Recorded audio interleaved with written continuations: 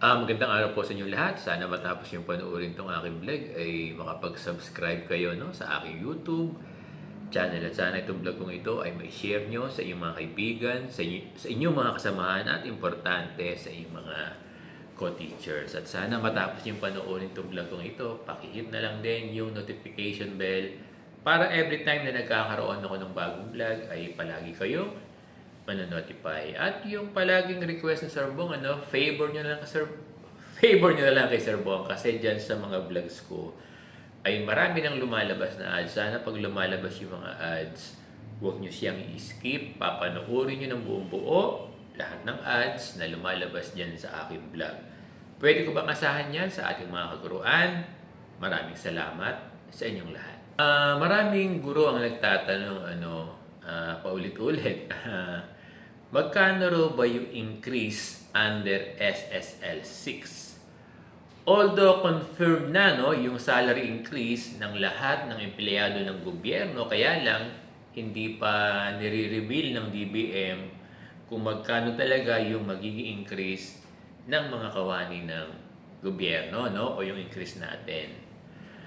Napanood ko yung video ni former Congressman Tino ng Alliance of Concerned Teachers. Ang assumption niya, parang nasa 2,000 yung increase ng Teacher 1. 2,000 monthly to, para sa unang taon ng trans this 2024. Pero sabi niya, assumption lang ito base doon sa figure na ibinigay ng DBM para sa salary increase na inalaan sa lahat ng kawani ng gobyerno. Alam nyo, ang observation natin, sa SSL, pag mataas ang salary grade, mas mataas yung kanyang salary increase, di ba?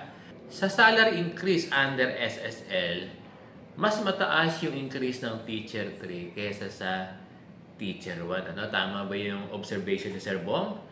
Kaya nga sa SSL, mas mataas yung mga increase ng master teachers kumpara sa Teacher 1, Teacher 2, or Teacher 3. Sir Bong, para mo nang sinabi na mas mataas ang increase mo dahil Principal 4 ka. Alam niyo, posible ito. Ayoko naman maging ipokrito, kasi ang Principal 4 ay salary grade 22. Kaya lang wala tayong choice kasi SSL ang scheme ng salary increase ng ating mga guro at lahat ng kawani ng gobyerno. Kung halimbawa na 2,000 yung unang trans for this year, for this 2024 ng isang Teacher 1, posible na sa year 2, 2025 ng SSL 6 ay 2,000 pa rin yung magiging increase. Tama ba yung iniisip ni Sir Bong?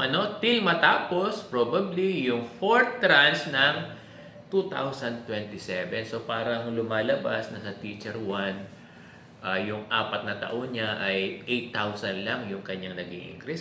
Parang ganon. Tama ba si Sir Bong ng kanyang analysis? Again, assumption lang ito. Kasi wala pa naman talaga nakakakita nung talagang increase per salary grade. Alam nyo, ang observation natin sa SSL, paulit-ulit si Sir Bong, kapag mataas yung salary grade mo, mataas din yung increase mo. Sir Bong, yun po ba mga principal? Mataas ang salary grade? Oo naman, Kaya lang, wala pang inilalabas na official table ng salary increase per salary grade ang DBM. Puntahan na natin yung topic natin doon sa sinasabi ni Senator Sani Anggaran na simplified RPMS. Alam nyo, nagiging issue sa ating mga guro itong RPMS, IPCRF mula nang ma-introduce ito as performance tool.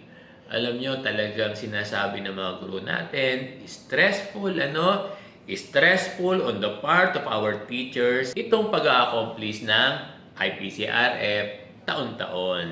Daming pages, daming MOBs, kaya talagang negative yung pagtanggap ng ating mga guro sa IPCRF. Alam nyo, nagiging burden ito, itong IPCRF sa ating mga guro kasi halos buong taon nila ay nakafocus yung ating mga guro sa mga MOVs, COTs na requisites ng IPCRF. Kaya lang, no choice yung ating mga guro kundi i-comply itong RPMS yearly for their performance rating. Napanood ko doon sa interview kay Senator Sani Angara, no, or Secretary Sani Angara. Ang sabi niya, nag-instruct na siya sa DepEd na i-review or i-simplify na lang yung mga RPMS ng mga personnel ng DepEd, particular yung IPCRF ng ating mga guro. Kung isi-simplify ito, sana wag ng maraming pages at maraming attachment na MOBs. Kung pwede lang sana, ibalik na yung sinasabi natin na past, isang form sheet lang ito na ina-accomplish namin noon. Alam nyo kasi yung past na kinukwento ko, meron siyang checklist na ina-accomplish lang namin noon. Ganyan yung past. Kasi yung mga season teachers, dumaan sila sa past na performance rating. Pero kung hindi naman past, tama si Secretary Sani Angara na simplified RPMS na lang. Bago tayo matapos dito sa aking vlog ngayon, kasi yung mga senior high school, tinatanong nila kay Sir Bong kung kasama daw ba sila sa expanded career progression. Ang sagot ay oo naman. Kasama yung ating mga senior high school dito sa expanded career progression. Kaya ito na yung opportunity ng ating mga senior high school para sila ay mag-progress sa kanilang mga teaching positions. Alam nyo, isusunod natin sa aking vlog. Gagawa ko ng vlog para sa senior high school teachers natin. Abangan nyo, ha? Meron ba kayong natutunan sa topic natin ngayon? Maraming salamat sa inyong lahat.